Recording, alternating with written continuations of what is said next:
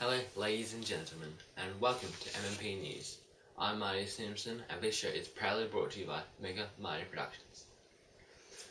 Over the last few months, we've been having troubles at the South China Sea. To help us understand this issue, we now bring to SNIB.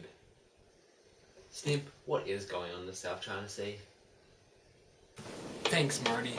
I'm in the middle of these sparkly islands, right in the middle of the South China Sea, where literally islands are being taken over by the Chinese every second.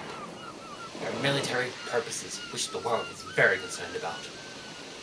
We now have prepared some images for you, taken by our staff, to show you.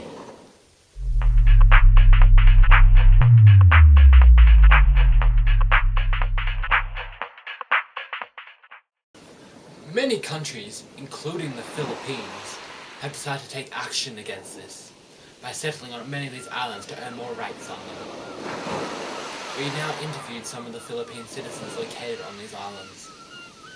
Here's what they had to say. All our islands, gone. All our sovereignty to these islands, gone. All our beautiful coral reefs, gone. This is a tragedy. China should never have rights to the whole of the South China Sea. This is so up. Well, obviously some very angry citizens just then. This is a very serious issue. So, with China taking all these islands over to use for their military purposes, how's this affecting the environment? Good question. Well, many of these islands the Chinese are trying to seize, actually beautiful coral reefs in which many animals live on. But also, many of the local Philippines people who live on the islands nearby also live on these sea creatures. But the food chain will also be disruptive. So that means, many people will be affected by this.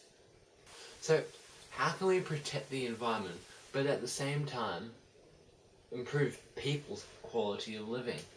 Your statement, please. In reply to your question, we need fish to kind of live on. Without fish, it disrupts the whole food chain in the sea. And also, us humans in the future will not have any fish to eat or those type of animals that live in the sea, which will really just be absolutely shocking. Thanks everyone. How did you learn these impressive skills? It's from you, Marty. Haha, thanks man. That was SNIB reporting live from the South China Sea. After the break, we continue asking this big environmental question with a once-in-a-lifetime interview you'll never forget. Welcome back, viewers. Now we are joined by the one and only Martin, the world's most canniest environmental expert. Hi Martin, thanks for joining us on the show, especially with how busy you've been lately.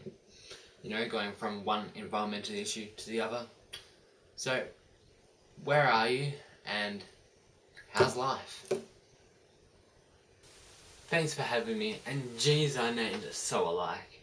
Well, at the moment I'm a few miles out of Miami, Florida, where recently Hurricane Matthew swept by. But luckily, Miami wasn't terribly damaged, which is really good. Lucky indeed.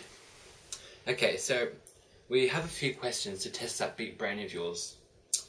Firstly, what are your thoughts on this statement?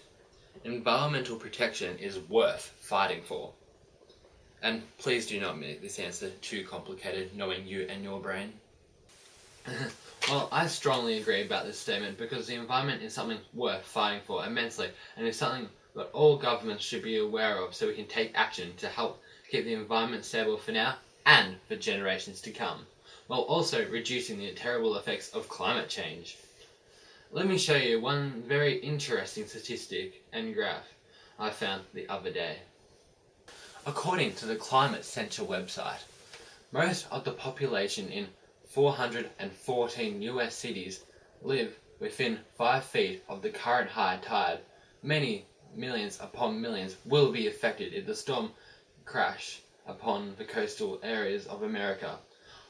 I also learnt a few years ago when I was in Japan after the mammoth tsunami, which was pretty shocking. I learnt that overall, 67% of all floods happen in the world, and they actually are human caused. And this is why the environment is definitely something worth fighting for. Wow, that's a lot. Okay, one more question, which is today's hot question. How can we protect the environment, but at the same time improve people's quality of living? Cool. Excellent question, Master Skywalker.